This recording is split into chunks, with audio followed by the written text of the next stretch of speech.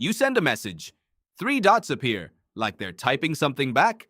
Then they vanish. You wait. Nothing. 10 minutes later, you check again. Still nothing. Then you see it. Seen. Not a reply. Just proof they read every word and chose silence instead.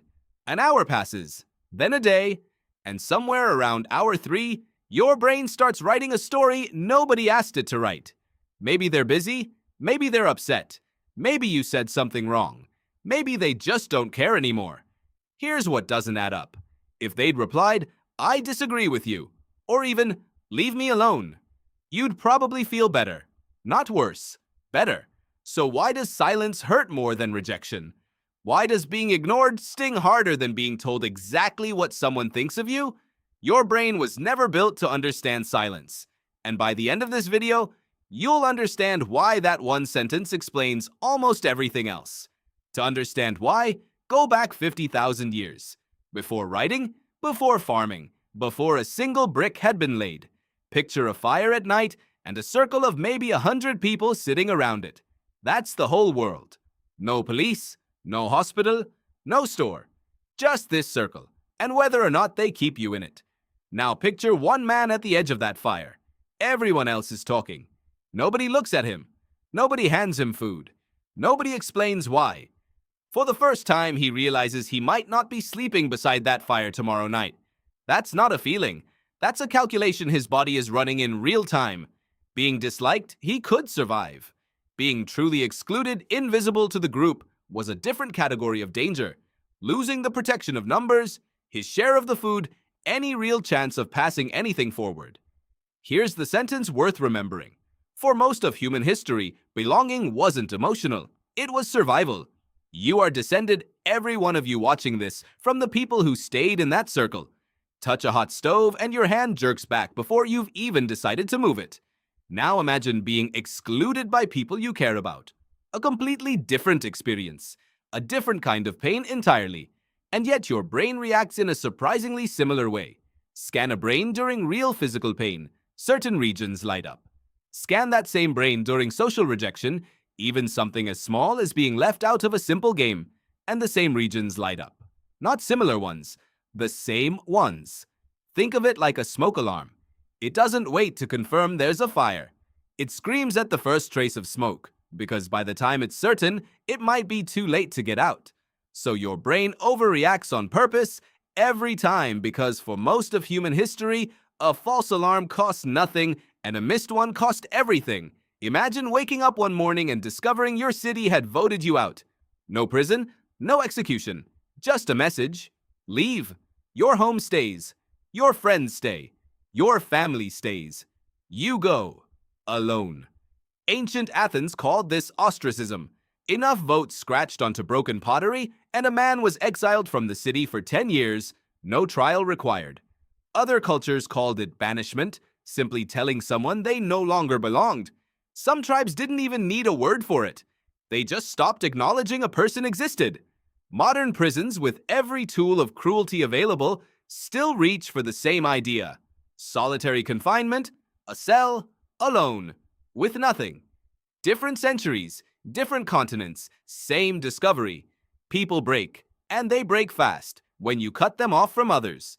Not because loneliness is sad, because to a brain built the way yours is, isolation doesn't feel like quiet. It feels like survival itself being switched off. Here's how uncomfortable that switch off actually feels.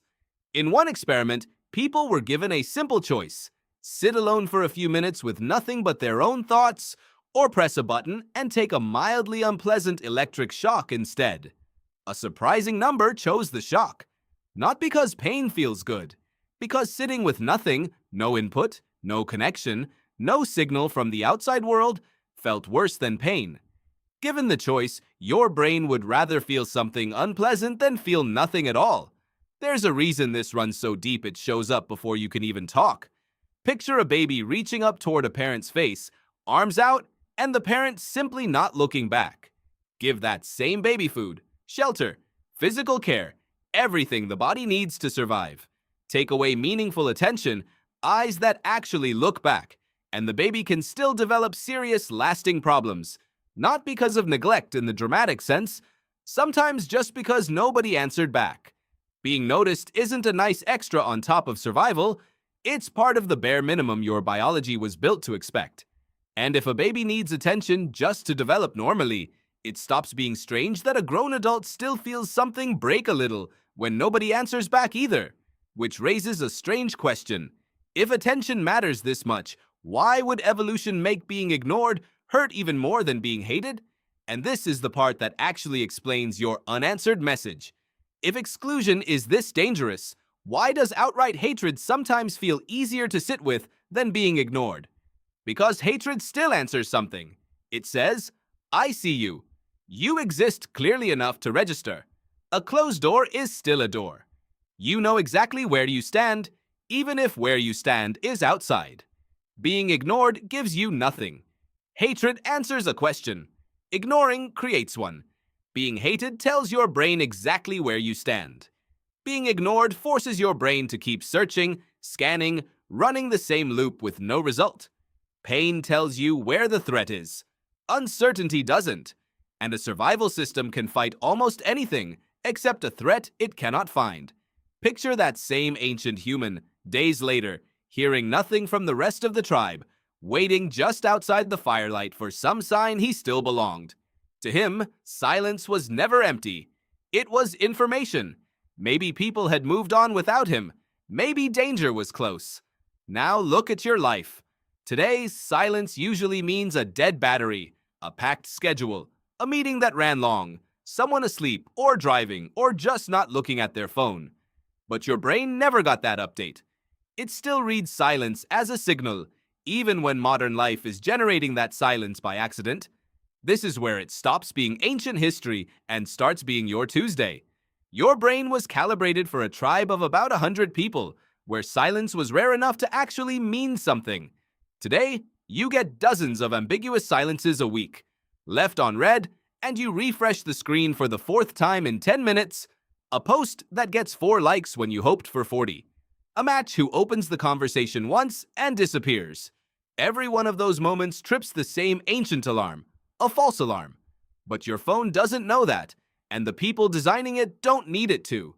Every notification is built to look exactly like the thing your tribal wiring reacts to, a sign you might be losing your place in the group. Your ancestors worried rarely about being abandoned by their tribe. Your brain now reacts to a notification almost exactly the same way, dozens of times a day, for things that were never a tribe at all. So what do you do with all of this? This isn't going to turn into a list of tips, because that's not the point. Here's the only thing worth carrying out of it. The next time an unanswered message quietly ruins your afternoon, notice what your brain actually thinks is happening. It doesn't think someone forgot to reply. It thinks connection itself might be disappearing. And for most of human history, that was a serious problem. You're not malfunctioning, and you're not too sensitive. Your mind isn't broken. It's running ancient survival code in a world that moved on without it. Some emotions aren't signs that something is wrong with you. They're echoes from a world that no longer exists. A part of your mind is still standing guard beside a fire that went out 10,000 years ago, waiting for an answer that, this time, isn't coming. If you want to keep uncovering the ancient code still running underneath ordinary modern moments like this one, that's exactly where this channel is headed. Subscribe, and I'll see you in the next one.